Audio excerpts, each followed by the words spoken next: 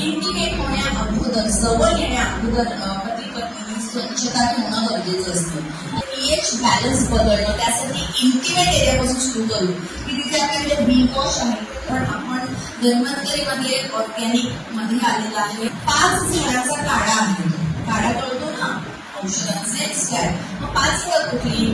कवड, पिंपळ, औदुंबर, द्राक्ष आणि रिठा यापासून बनवलेला आहे. जी फार पूर्वीची लोक जेव्हा दवाखाना हा प्रकार नव्हता तेव्हा ह्या काळ्याने तिची शुश्रूषा केली जायची बालपणामध्ये.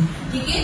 किंवा घरामध्ये काही त्रास झाला तर स्त्रीसाठी ते वापरलं जायचं धुण्यासाठी, काळजी घेण्यासाठी. तर तो आपल्याकडे काढा आहे की तो वापरणं महत्वाचं आहे. तिथला पीएच बॅलन्स होतो, म्हणजे तुम्हाला तिथलं होणारं इन्फेक्शन कमी होतं. तर मोस्टली स्त्रियांना इन्फेक्शन का होतात? पुरुषांनाही होतात, पण त्याचे जास्त इन्फेक्शन स्त्रियांना होतं. एक तर काय होतं, आपण कॉमन टॉयलेट्स वापरतो.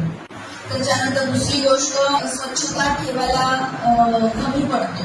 म्हणजे कसं ओलावा राहणं किंवा अति कोरडेपणा तिथे त्वचेला येणं. पिरियड्सच्या दिवसामध्ये सुद्धा ती स्वच्छता ठेवणं महत्वाचं असतं. जर का पुरुष आणि स्त्री जर त्या जागेची केस काढायची असेल तर ते वापरलं जाणारं रेझर असेल तर तुम्ही इन्फेक्टेड वापर किंवा एखाद्याने वापरला तर स्टरलाइज न करता दुसऱ्याने वापरलं तर इन्फेक्शन होऊ शकतं. सर्वात महत्वाचं, पाणी कमी पिणं किंवा टॉयलेटला खूप वेळेची दाबून ठेवणं, तेव्हा आपल्या आतमध्ये बॅक्टेरिया तयार होतो आणि तो इन्फेक्शन देतो आणि मग तिथून आपल्याला इन्फेक्शनला सुरुवात होते. मला तिथे युरिनला त्रास, पर्स इन्फेक्शन वगैरे होतं. तर दुसरी अजून एक स्वच्छतेची गोष्ट अशी, इंटिमेट होण्या अगोदर, जवळ येण्या अगोदर पती पत्नीने स्वच्छता ठेवणं गरजेचं असतं. जेव्हा इंटिमेट होतात तर ते इन्फेक्शन स्त्रीला होतं आणि तिला ते सांगता येत नाही की तिला किती त्रास होतोय.